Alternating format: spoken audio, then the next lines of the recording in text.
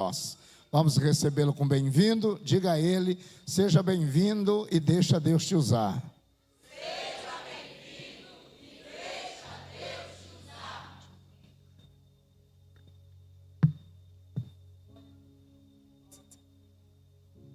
Meus irmãos, a paz do Senhor.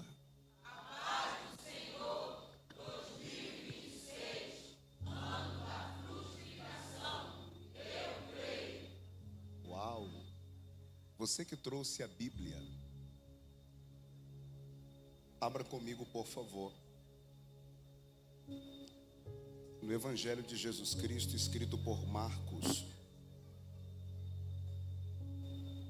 capítulo 5.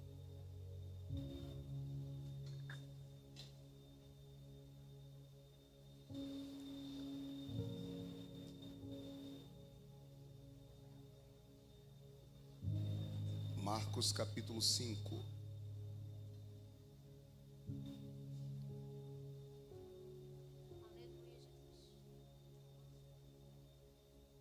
Nós leremos 1, 2, 3, no máximo 5 versículos desse texto para nossa boa e breve meditação. Aqueles que localizaram referência bíblica, digam: eu venci. E eles chegaram ao outro lado do mar, a terra dos Gadarenos, e saindo ele do barco, imediatamente veio ao encontro dos sepulcros um homem como espírito imundo, o qual tinha sua morada nos sepulcros, e nenhum homem podia prendê-lo, nem com correntes, porque, tendo sido muitas vezes preso com grilhões e correntes, e as correntes foram arrancadas em pedaços, e os grilhões quebrados em partes, e nenhum homem podia amansá-lo. E sempre à noite e dia ele estava nos montes e nos sepulcros, gritando e cortando-se com pedras. Mas quando ele viu Jesus ao longe, correu e o adorou. Repita comigo, por favor. Mas quando ele viu Jesus ao longe, correu e o adorou. Posso ouvir um amém? Tome o seu assento, por favor.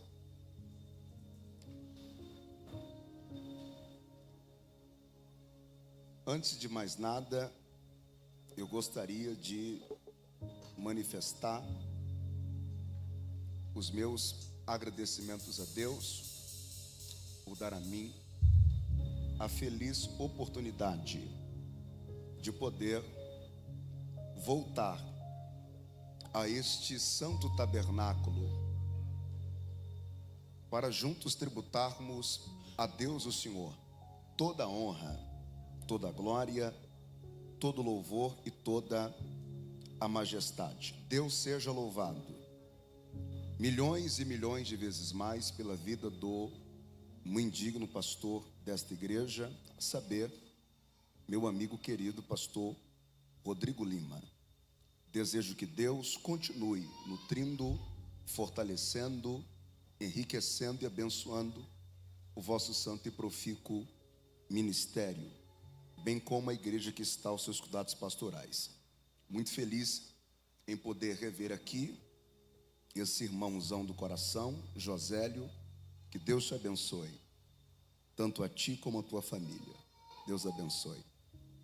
O texto que eu acabei de ler ao ouvir de todos é um texto bastante conhecido por todos aqueles que são familiarizados com as Sagradas Escrituras. Por certo, todos os que aqui estão já tiveram o privilégio, já tiveram a oportunidade de ouvir da boca de homens e mulheres de Deus, por que não dizer ministros e ministras de Deus, algo semelhante algo relacionado ao livro, ao capítulo e aos versículos que ora foram mencionados.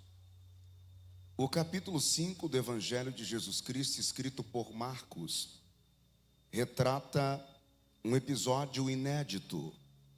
Diz o texto que Jesus empreende uma viagem missionária. Eu disse que Jesus empreende uma viagem missionária a uma cidade chamada Gadara. Eu costumo dizer que Jesus vai aonde ninguém vai. Jesus quer aquilo que ninguém quer. Jesus vai aonde ninguém vai. E Jesus quer aquilo que ninguém quer. Diz o texto que Jesus reúne todos os seus discípulos e Jesus os convence a entrarem no barco. E eles então iniciam uma navegação até a cidade de Gadara, ao tempo que a Bíblia vai dizer que Jesus chega em Gadara. Quando Jesus chega em Gadara, Jesus não é recebido pelo prefeito de Gadara. Jesus não é recebido pelos vereadores. Jesus não é recebido pelo secretariado municipal daquela cidade. Na verdade, Jesus é recebido pela influência maligna, satânica, demoníaca, que estava influenciando aquela cidade através da vida de um homem.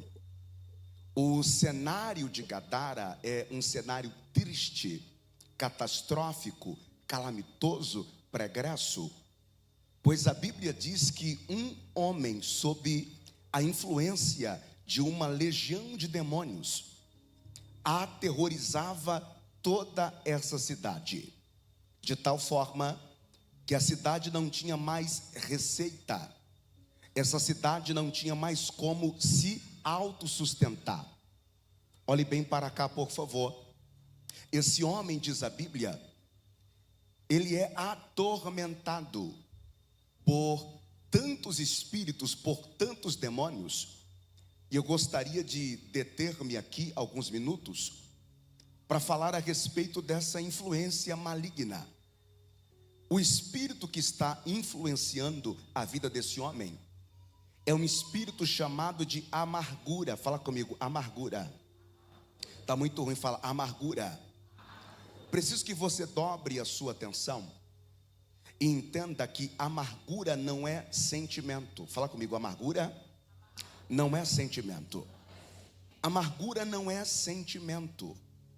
Amargura é um espírito maligno. É exatamente esse espírito que está influenciando a vida desse homem, pois a Bíblia diz que esse homem vive gritando, bradando, clamando entre os sepulcros. Aliás, a Bíblia diz que esse homem mora no cemitério, e a alimentação desse homem são as vísceras dos mortos que ali eram enterrados. E você precisa tomar muito cuidado com esse espírito de amargura, porque a porta para a amargura é a ofensa, a porta para a amargura é o ódio, a porta para a amargura é a inveja. E muitas pessoas estão dentro da igreja, e quando falo igreja, me reporto ao contexto do templo, e estão sob a influência desse espírito e ainda não perceberam. Mas essa noite Deus te trouxe aqui para dizer algo. Deus está te dando uma grande oportunidade. Oportunidade para quê, pastor? Oportunidade para liberar perdão. Pastor, o que é perdão? Escute-me. Perdão é sentir, aliás, perdão é lembrar sem sentir dor. Fala comigo, perdoar é lembrar sem sentir dor. Olhe para cá, por favor. Quem não perdoa não avança. Quem não perdoa não passa para o próximo nível. Você já imaginou a tragédia que seria o Evangelho. Se Jesus tivesse ido para a cruz magoado, você já imaginou a tragédia ou a história que eu estaria contando para vocês essa noite? Se Jesus tivesse ido para o Calvário magoado, ofendido com Judas, magoado com Pedro que o negou 3 vezes, mas a Bíblia diz que quando Jesus ele vai para a cruz, ele vai bem resolvido. Jesus já havia perdoado tanto os seus algozes como aqueles que haviam lhe abandonado e lhe traído. Eu não sei o que está prendendo você, porque a falta de perdão é uma prisão, e para onde você vai, você leva essa pessoa que você não conseguiu perdoar ainda. Essa noite Deus está falando com alguém. Chegou o momento, chegou a hora de você avançar, de você prosseguir, de você deixar o passado no passado, perdoando. Eu preciso que você olhe para alguém, por favor, agora, com muita autoridade, diga para ela: faça as pazes com o seu passado. Está muito ruim, diga com autoridade, diga: faça as pazes com o seu passado. Diga: o passado até hoje ninguém conseguiu mudar. Diga: mas você pode escrever um futuro extraordinário para você. Só quem glorifica a Deus aqui. Você pode escrever um futuro extraordinário. Quando Jesus chega em Gadara, eu dizia, ele é recebido por esse homem que está sob essa influência demoníaca. O texto é claro, quando diz que Jesus coloca os pés em Gadara e é recebido por esse homem. Acontece algo inédito aqui. O texto vai dizer que quando os demônios percebem que era Jesus que estava chegando, eles se prostram e adoram. Olha o que eu estou dizendo, eles se prostram e adoram. Perceba que até os demônios reconhecem Jesus. Perceba que até os demônios adoram a Jesus.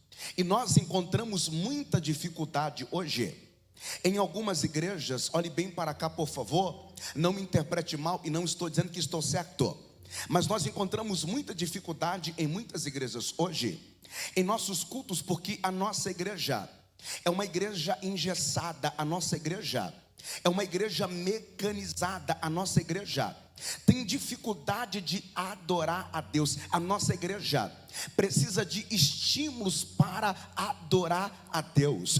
Nós somos totalmente diferentes do judeu, porque o judeu ele adora a Deus, ele ora 3 vezes ao dia. Ele ora às 6 da manhã, ele ora ao meio-dia, e ele ora 18 horas. E quando chega o momento dele adorar, ele começa a se balançar para frente e para trás, para frente e para trás, e ninguém consegue pará-lo.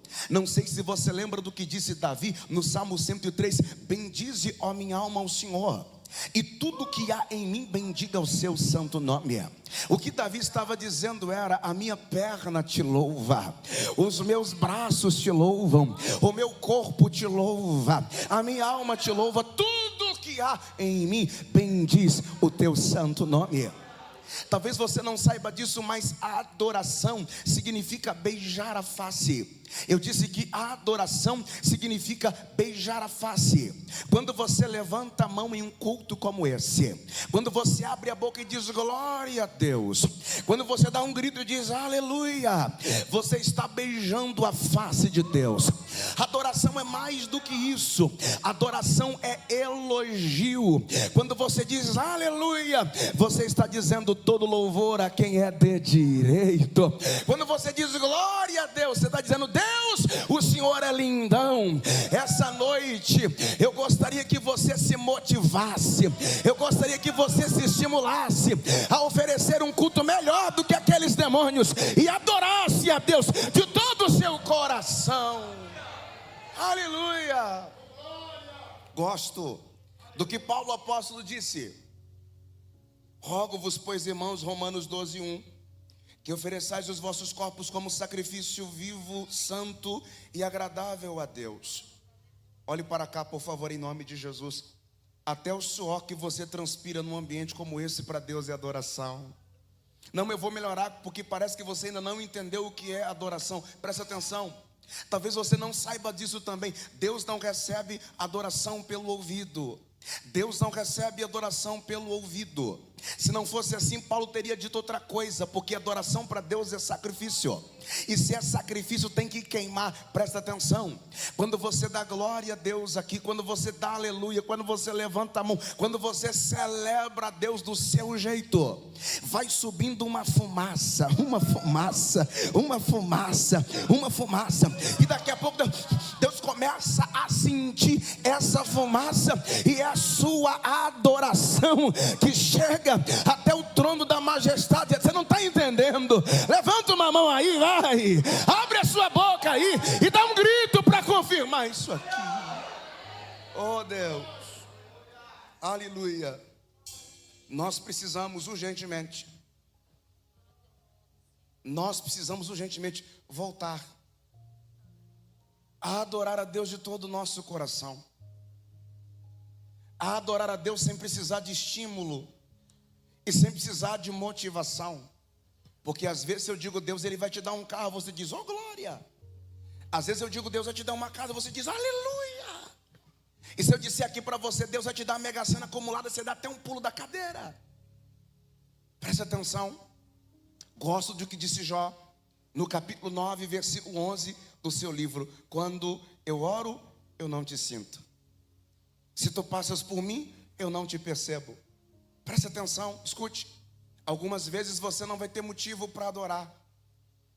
Algumas vezes você não vai ter estímulo para adorar a Deus. Mas mesmo assim, lembre-se que aquele que começou a boa obra é fiel e vai terminar até o dia de Jesus Cristo. Adore a Deus com motivo, mas adore a Deus sem motivo também. Adore a Deus feliz, mas adore a Deus triste também. Adore a Deus com dinheiro, adore a Deus sem dinheiro também. Adore a Deus com amigos, adore a Deus sem amigos também. Adore a Deus com a porta aberta, mas aprenda a adorá-lo com a porta fechada também. Adore a Deus na bonança, mas aprenda a adorá-lo no deserto também. Adore a Deus em todo tempo. Os demônios se prostram e estão adorando a Jesus. Eles ficam totalmente perturbados com a presença de Jesus ali. E diz o texto que Jesus não deseja um diálogo com esses demônios. Jesus vai dar uma ordem para esses espíritos. E a ordem é: saia desse homem. Meus irmãos e minhas irmãs, quando nós olhamos para esse texto, nós vamos perceber uma coisa muito interessante. Primeiro, fala comigo, porta de entrada. Porta de entrada é porta de saída. Quem já leu aquele livro Porcos na Sala? Quem já leu? Quem já leu? Recomendo para vocês, leiam. Porta de entrada é porta de... Vamos lá, porta de entrada é porta de... Porta de entrada é porta de saída. Presta atenção. Se você já leu a Bíblia pelo menos umas 10 vezes, você vai lembrar e há de convir comigo que Deus deu uma ordem através de Moisés para o seu povo, que eles não deveriam ter contato com os porcos, que eles não deveriam comer da carne desse animal. Nesse lugar chamado Gadara, aliás, Gadara faz parte de um conjunto de 10 cidades judias.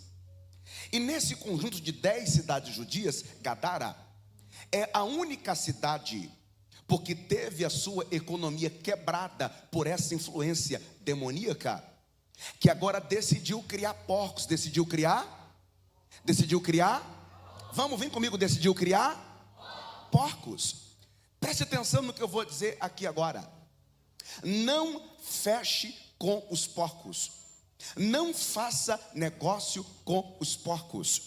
Eu disse que não feche com os porcos. Não faça negócio com os porcos. Os judeus desobedeceram uma lei que Deus havia estabelecido muito antes dos dias de Jesus. E eles começaram a criar porcos. Perceba que quando Jesus vai expulsar esse demônio, eles fazem um pedido.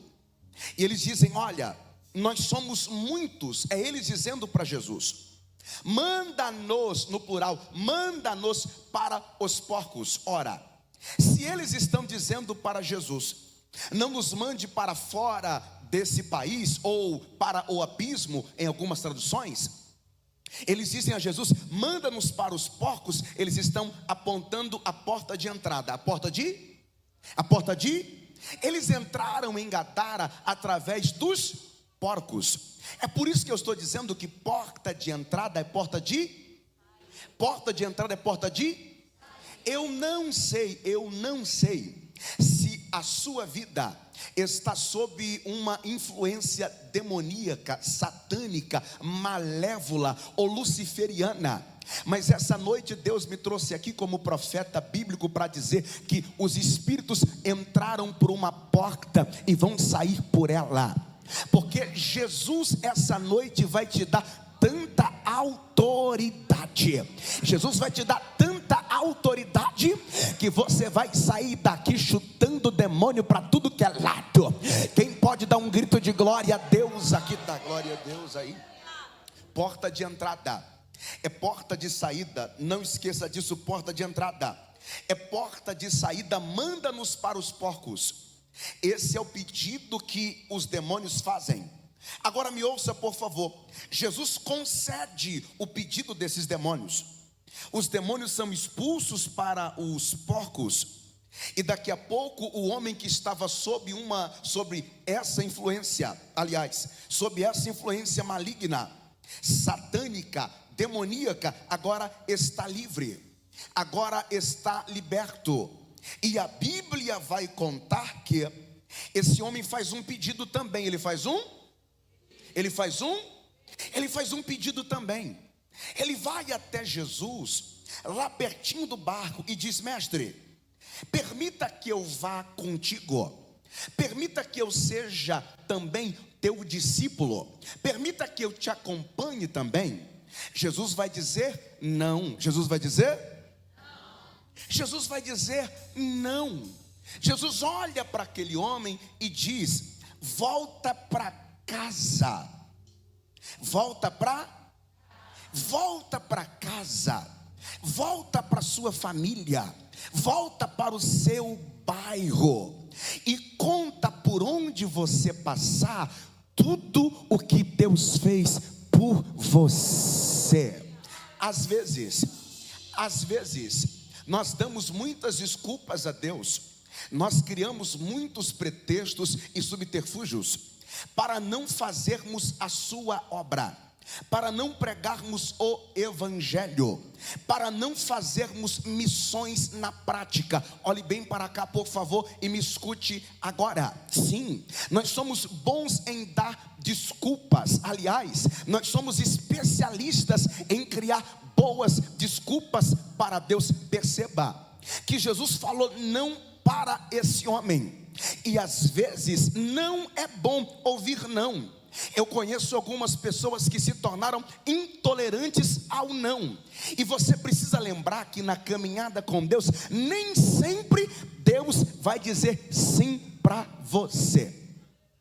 Na caminhada com Deus, nem sempre Deus vai dizer sim para você.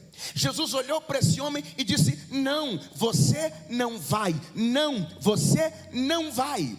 Você não virá conosco. E por que não vai conosco? Porque existe alguém que precisa ouvir o que Deus fez na sua vida.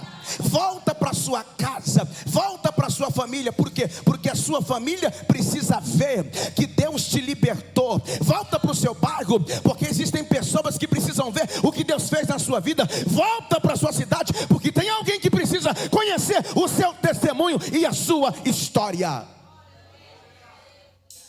Porque tem gente que diz: ai pastor, eu não sei pregar. Ai pastor, eu não sei cantar. É tanta desculpa. Ai pastor, eu sou como Jeremias, eu não passo de uma criança, não sei falar. Para com isso. Deixa de ser bobo. deixa de ser boba. Todos nós que fomos alcançados por Jesus, que recebemos uma metamorfose pelo poder do Evangelho, que recebemos o poder de Deus, temos alguma coisa para falar, temos alguma coisa para contar. Dar-vos-ei um exemplo. No dia que Jesus foi ter com a mulher samaritana, depois de Jesus ter revelado toda a vida dela, ela sai correndo pela cidade com a seguinte mensagem: eu estava no poço e lá encontrei um profeta. Ele falou toda a minha vida. Vocês precisam conhecer esse profeta. Eu estava no poço e lá conheci um profeta. Ele falou toda a minha vida e vocês precisam conhecer esse profeta. Daqui a pouco a cidade inteira estava onde? Estava onde? Vocês estão entendendo? Será que você não tem nada para falar de Jesus? Será que você não tem nenhum testemunho para contar? Eu vou melhorar o que eu estou perguntando. Escuta, o que Jesus fez na sua vida? O que Jesus fez na sua história? O que Jesus representa para você? Jesus disse não para aquele homem, presta atenção. Às vezes, Jesus me leva por alguns lugares dessa nação, pregando o evangelho aqui, além e acolá e em outros países. Olhe para cá, por favor. Deus me deu o privilégio de andar, de viajar, pregando o evangelho. Mas me ouça com muita atenção. Existem pessoas que não vão viajar tanto quanto eu. Existem pessoas que talvez nunca sairão de Macapá. Mas existem pessoas, escute, que estão esperando você abrir a boca lá dentro da faculdade, que estão esperando você abrir a boca lá dentro do seu trabalho. Existem pessoas que estão esperando você pelas vias, pelas vielas, nos bairros, na biqueira, lá na boca de fumo, na quebrada. Alguém está esperando você para contar o que Jesus fez na sua vida. Jesus disse para ele: não, você não vai. Por que não vai, Jesus? Porque alguém precisa conhecer o seu testemunho. Eu sei que às vezes a gente não quer falar do passado. Fala comigo, quem não tem passado não tem história. Às vezes é sensível falar do passado, eu sei. Mas quem não tem passado não tem história. E às vezes eu sei que dói tocar no passado de algumas pessoas. Mas me ouça agora com muita atenção. Saiba você que está dando desculpas para Jesus. Eu não faço missões por isso. Eu queria ir para a África, mas não tenho condições. Presta atenção, você nunca vai ter condições, porque essa conversa é antiga. Presta atenção, se você não faz missão agora sem condições, quando você tiver, você não vai fazer. Se você não faz condições, se você não faz missões, agora, quando você tiver condições, você não vai fazer. Esse argumento de que eu não faço missões porque eu não tenho condições, esse argumento de que eu não faço missões porque eu não fiz um curso, eu não faço missões porque eu não tenho teologia. Presta atenção, olha o que eu perguntei para você: o que Jesus fez na sua vida? Se eu for parar para perguntar para cada um dos senhores e das senhoras o que Jesus fez na sua vida, talvez alguém me diga: pastor, Jesus me curou da depressão. Pastor, Jesus me curou do câncer. Pastor, eu não tinha nome, não tinha história, vivia jogado na noitada pelos cantos da rua, drogado. Jesus me libertou. Pastor, eu não tinha família, Jesus me deu família. Pastor, eu era uma pessoa extremamente perturbada, talvez até pior do que o gadareno. Olhe para cá, por favor. Você tem algo para contar aí. Você tem algo para dizer aí. E nessa noite Jesus me traz aqui, nesse culto de missões, para dizer para alguém: você precisa parar de dar desculpas e começar a falar do que Jesus fez na sua vida. Alguém precisa ouvir a sua história. Alguém precisa ouvir o seu testemunho. Presta atenção, não, Jesus não nos chamou, não nos vocacionou, não nos escolheu para nós ficarmos apenas ocupando um banco na igreja. Não ocupar um banco na igreja é pequeno demais, é medíocre demais.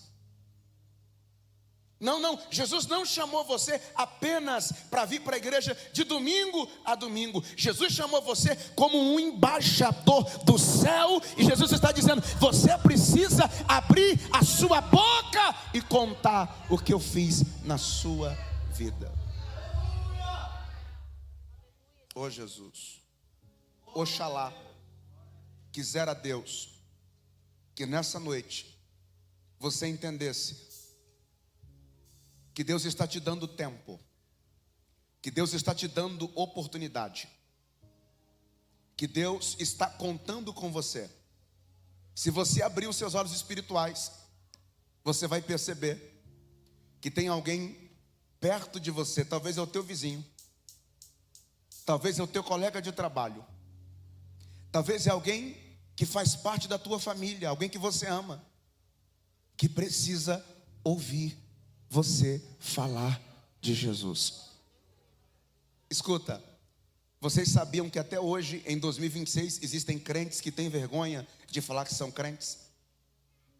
Existem crentes que têm vergonha de falar que servem a Jesus? Não, pastor, porque eu sou politicamente correto e não quero causar intolerância religiosa. Para de ser bobo. Para de ser bobo, isso é conversa fiada. É que você tem vergonha de Jesus. Tem jovens aqui que vão para a faculdade, lá ninguém sabe que ele é crente. Por quê? Porque tem vergonha de Jesus. Jesus está dizendo para alguém aqui essa noite: você precisa abrir a boca e falar o que eu fiz na sua vida. Às vezes, a gente nem precisa pregar, irmãos. Escuta, às vezes a gente nem precisa pregar, porque Paulo disse: vós sois uma carta.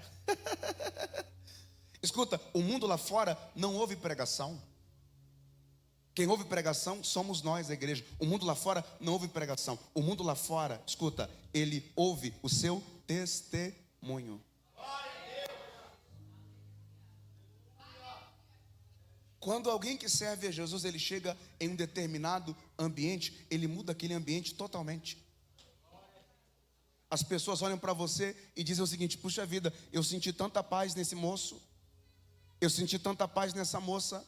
As pessoas estão tão perplexadas, as pessoas estão no limite, que quando você chega no ambiente, você nem vai precisar abrir a boca. A presença de Jesus vai tomar conta de todo aquele ambiente.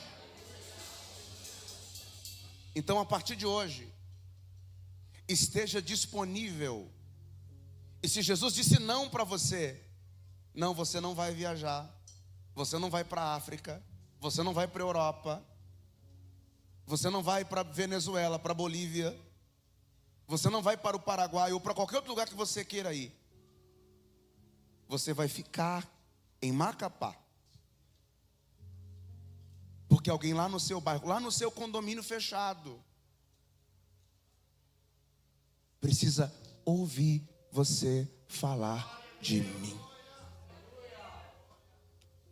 Nós estamos muito preocupados em salvar o mundo, achando que Deus é um Deus pequeno. Você acha que para Deus salvar o mundo ele precisa de um missionário? Vou perguntar de novo. Você acha que para Deus, Deus sendo Deus, salvar o mundo ele precisa de um missionário sair de Macapá para poder salvar quem ele quer salvar? Existem pessoas morrendo do seu lado, do seu lado. Existem pessoas sofrendo do seu lado. E o que a gente precisa é de visão, é de percepção. Existem pessoas que estão sofrendo, moribundas do seu lado, e que precisam apenas do seu olhar, da sua compaixão. Nessa noite, Deus está despertando corações aqui para fazer missões na prática. Vou repetir o que eu disse: nessa noite Deus está despertando corações aqui para fazer missões na prática. Eu preciso que alguém levante a mão, só você que está disponível, levante a mão para que Deus veja. Levante a mão, deixa eu ver. Diga: Deus, eu estou disponível. Vai lá, grita, diga: Deus, eu estou disponível. Será que Deus pode contar com você? Diga: Deus, eu estou disponível, eu estou disponível. Diga: Deus, conta comigo, usa a minha boca, usa os meus pés, usa os meus braços, usa o meu intelecto. Diga: Deus, conta comigo. Será que você consegue ficar de pé?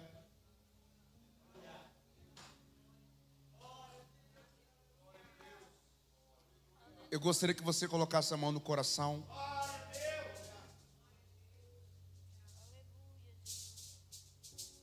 E se você quiser confessar agora, confessa: Deus, eu estou sendo ignorante a chamada que o Senhor fez na minha vida. Eu estou perdendo muito tempo achando que as missões só se fazem lá longe. Fale com Deus agora. Diga: Deus, eu estou disponível. Diga: Deus, conta comigo. Diga: Deus, eu não vou mais ignorar o teu chamado. Eu não vou mais ignorar a tua ordem. Diga: Deus, me usa.